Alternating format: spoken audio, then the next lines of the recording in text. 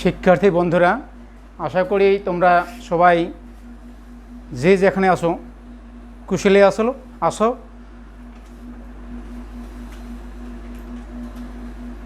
Corona বিশ্বকে থমকিয়ে দিয়েছে, কিন্তু আমরা আমাদের পাঠদান এবং আমাদের পাঠ একেবারে বন্ধ করে দিতে পারি না। তাই শুরু হয়েছে এই অনলাইন ক্লাসের ব্যবস্থা। এজন্য সরকারকে ধন্যবাদ। আমি কৃষ্ণ রায়, পলাশবাড়ি পরশমণি উচ্চ বিদ্যালয়। আমি তোমাদের উদ্দেশ্যে আজকে পাঠ দিব অষ্টম শ্রেণী বাংলাদেশ ও বিশ্ব পরিচয়, দ্বাদশ অধ্যায়, পাঠ বাংলাদেশের প্রধান প্রধান শিল্প।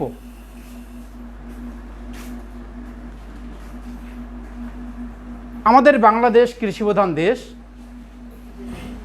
কৃষির উপর আমাদের এই দেশ, কিন্তু শিল্পের অবদান আমাদের এই দেশে কম নয়। আসো আমরা আমাদের এই বাংলাদেশে প্রধান প্রধান শিল্পের অবদান, অর্থনীতিতে কতটুকু গুরুত্ব, আমরা কয়েকটি প্রধান প্রধান শিল্পের কথা এখানে আলোচনা করব। প্রথমে আমরা তোমরা লক্ষ্য করো, এখানে সার শিল্প। তোমরা জানো আমাদের বাংলাদেশ আগে অনেক খাদ্যের অভাব ছিল, কিন্তু এখন আমাদের বাংলাদেশ আর পিছিয়ে নাই। অত্যাধুনিক সারের প্রয়োগের মাধ্যমে দেশ এখন উৎপাদনে অনেক এগিয়ে গেছে। তাই এই কৃষি উৎপাদনকে এগিয়ে নেওয়ার জন্য সরকার দেশে রাসায়নিক সারের ব্যবস্থা করেছেন, এবং এই সার আমাদের কৃষিকে উৎপাদনকে অনেক এগিয়ে নিয়ে গেছে। যেখানে আগে আমরা বিঘাপতি উৎপাদন করতে পারতাম 4 থেকে 5 মণ ধান, আনুপাতিকভাবে অন্যান্য ফসল, কিন্তু এখন এই সারের অত্যাধুনিক পদ্ধতিতে সার প্রয়োগের মাধ্যমে এখন বাংলাদেশ বিঘাপতি এখন 30 থেকে 40 মণ ধান উৎপাদন করে, এবং সেই অনুপাতে অন্যান্য ফসল। এই সার প্রথম বাংলাদেশে 1961 সালে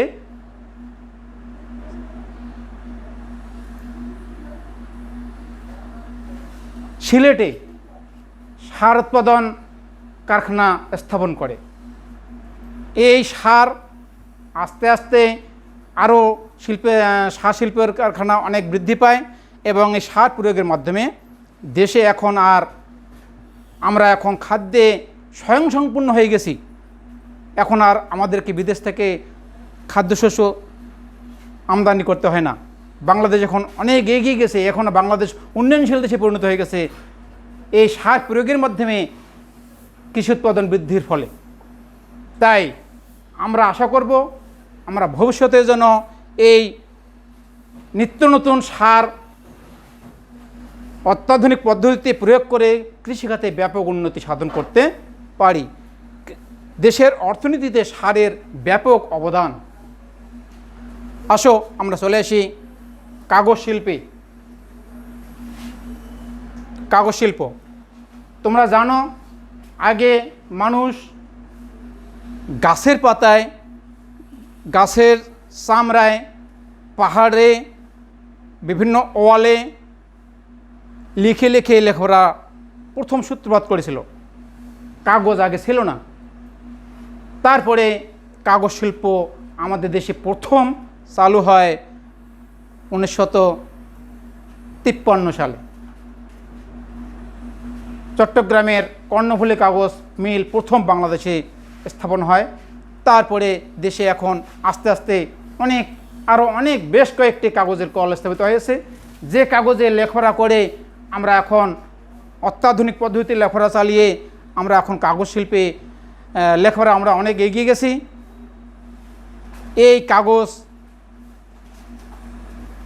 এখন আমাদের দেশে উৎপাদন যে এই কাগজ বাংলাদেশ সরকার, তোমরা জানো, তোমাদেরকে প্রতি বৎসর সরকার 1 জানুয়ারিতে বিনামূল্যে বই বিতরণ করছে, যে বই মুদ্রিত হচ্ছে এই কাগজে।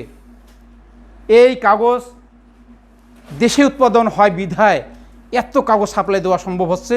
তারপরেও কিন্তু আমাদেরকে কাগজ শিল্পে আমরা স্বয়ংসম্পূর্ণ নই, এরপরেও আমাদেরকে কিছু কাগজ আমদানি করতে হয়। তা যাই হোক, তারপরেও এই কাগজ শিল্পের অবদানের ফলে আমরা এখন দেশের অনেকটা এগিয়ে নিয়ে যেতে পেরেছি। এই কাগজ যদি আমরা নিজে তৈরি করতে না পারতাম, তাহলে আমাদেরকে বিদেশ থেকে সব কাগজ নিয়ে আসতে হতো এবং এতে আমাদের দেশের অর্থের অনেক অপচয় হতো, অনেক অর্থ আমাদের বিদেশে চলে যেত, যেটা আমাদেরকে এখন আর বিদেশে টাকা পাঠাতে হয় না কাগজ ক্রয় করতে গিয়ে। তারপরে চলে আসো পাট শিল্প।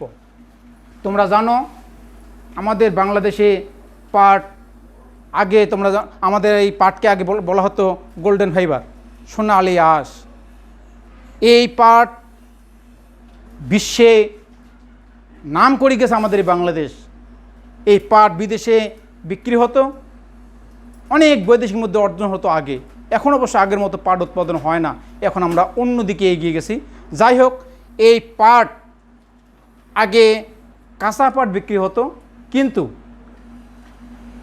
1951 সালে আমাদের বাংলাদেশে প্রথম নারায়ণগঞ্জে আদমজি জুট মিল স্থাপিত হওয়ার মাধ্যমে পাট শিল্পের সূত্রপাত শুরু হয় আমাদের দেশে। তারপর একে একে আরও অনেক পাট শিল্প দেশে স্থাপিত হয়েছে। এই পাট শিল্প এখানে বেশি মূলধন লাগে না, অল্প মূলধনের মাধ্যমেই এখানে এবং অল্প মূলধনে অধিক শ্রমিক নিয়োগ করে এই পাট শিল্প পরিচালনা করা যায়। এই পাট শিল্পেরও আমাদের বাংলাদেশের অর্থনীতিতে যথেষ্ট অবদান আছে। আমরা এবার চলে আসব বস্ত্র শিল্পে। বস্ত্র কি?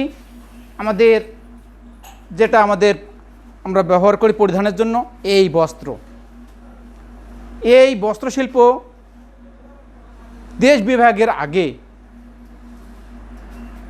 অর্থাৎ 1947 সালে আমাদের দেশের বস্ত্রশিল্প খুব একটা উন্নত ছিল না। সম্ভবত 8টা বস্ত্রশিল্প ছিল 1947 সালে দেশ যখন বিভাগ হয়, তখন আমাদের দেশে মাত্র 8টা বস্ত্রশিল্প ছিল।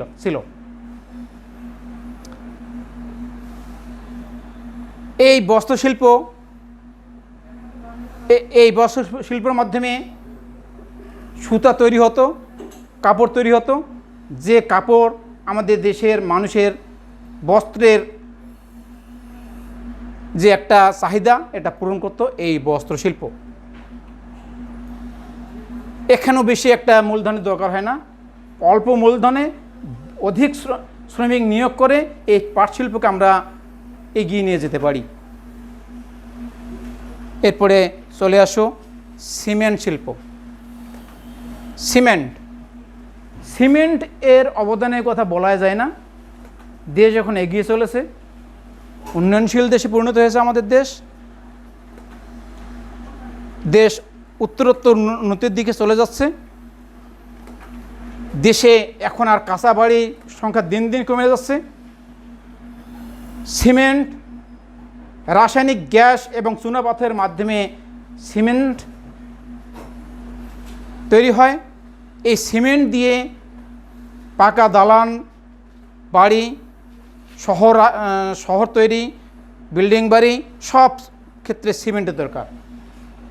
দেখা যাচ্ছে, মনে হয় এই বাংলাদেশ অদূর ভবিষ্যতেই এই সিমেন্ট এর তৈরি ঘরবাড়ির মাধ্যমে দেশের কাঁচা ঘরের সংখ্যা অনেক কমিয়ে দেবে, দেশ অনেক এগিয়ে যাবে।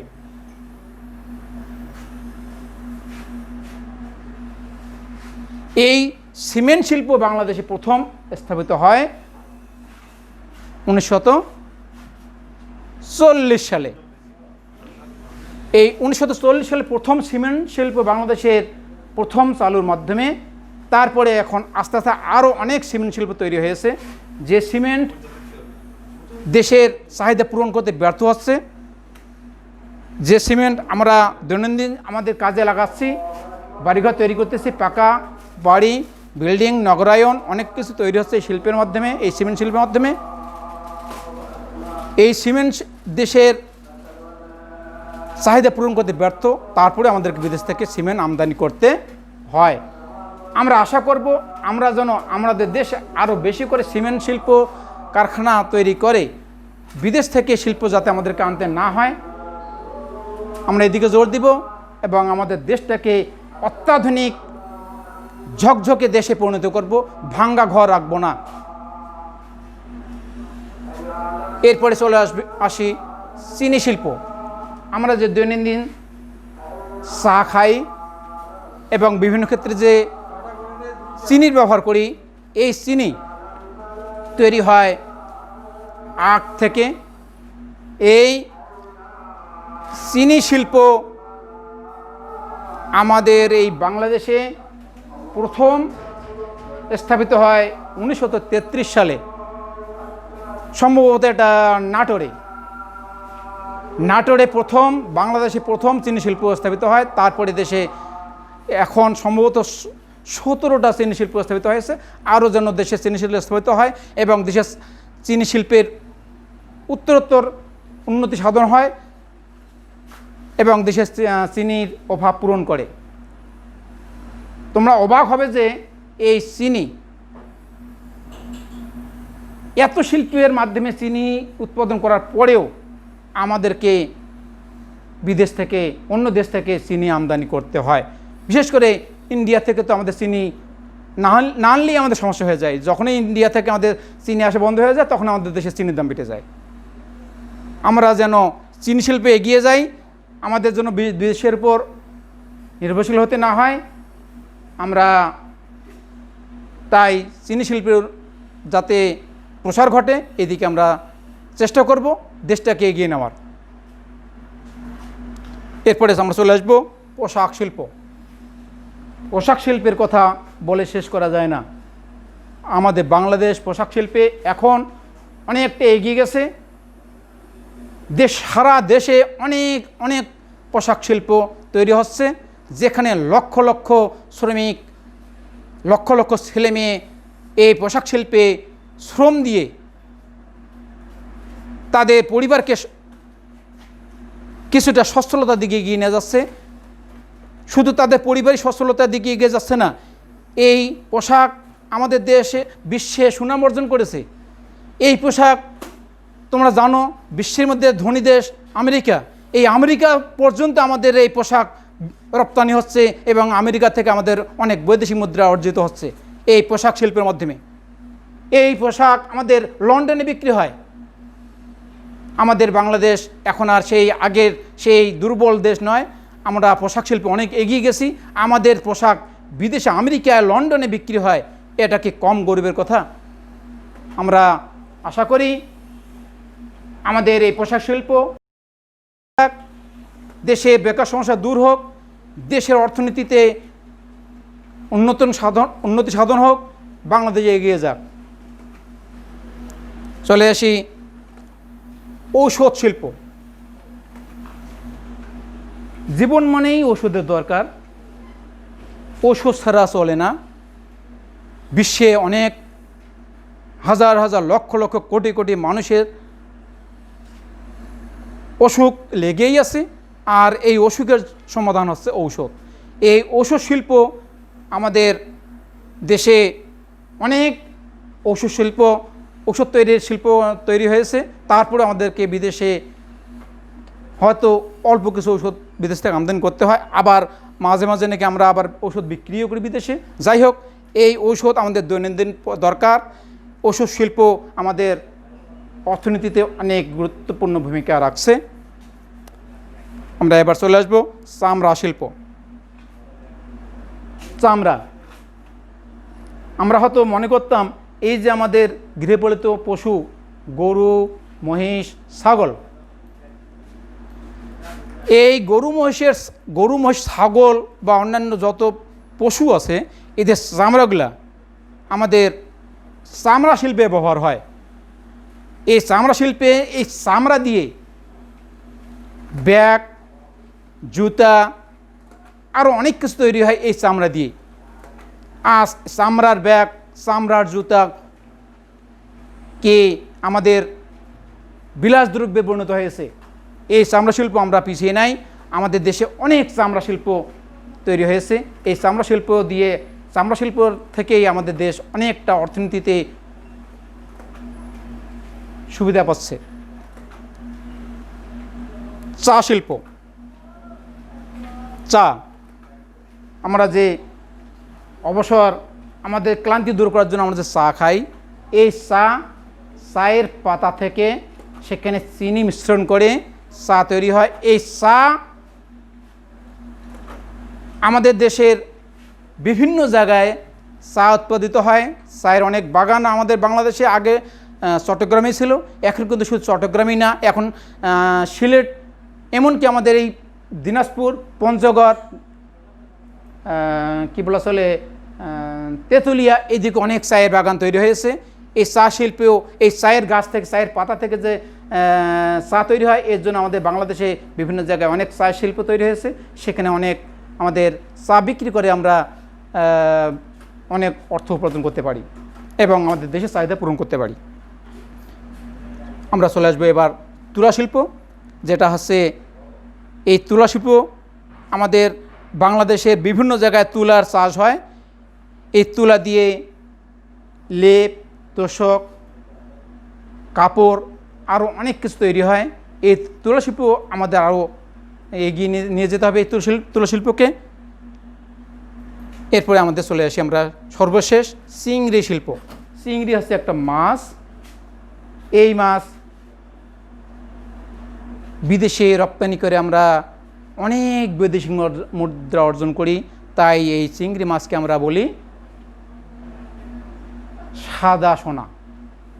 এই সাদা সোনা বিক্রি করে আমরা বিদেশের অনেক মুদ্রা অর্জন করি। ধন্যবাদ সবাইকে। আমরা তোমাদের জন্য একটা বাড়ির কাজ দেব। এই যে পাঠ দিলাম, এই পাঠের উপর তোমাদের একটা বাড়ির কাজ, তোমরা একটা খাতা কলম নাও। এটা আমি একটু তোমাদের বাড়ির কাজ দেব। বাংলাদেশের শিল্প খাতের, আচ্ছা আগে মিশিয়ে দেই,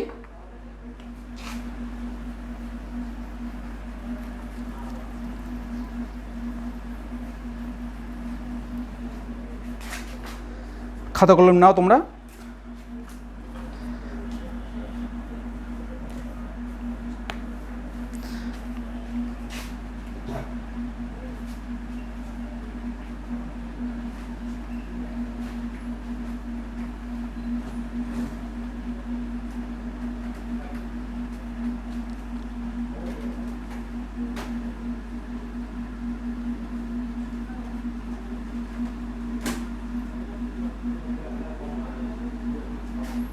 বাংলাদেশের শিল্প খাতের তালিকা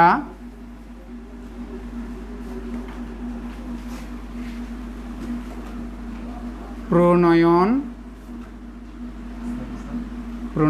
করে এগুলোর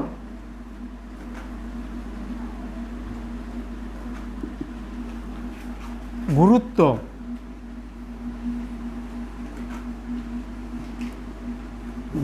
বা প্রয়োজনীয়তা আর কি, গুরুত্ব চিহ্নিত করো।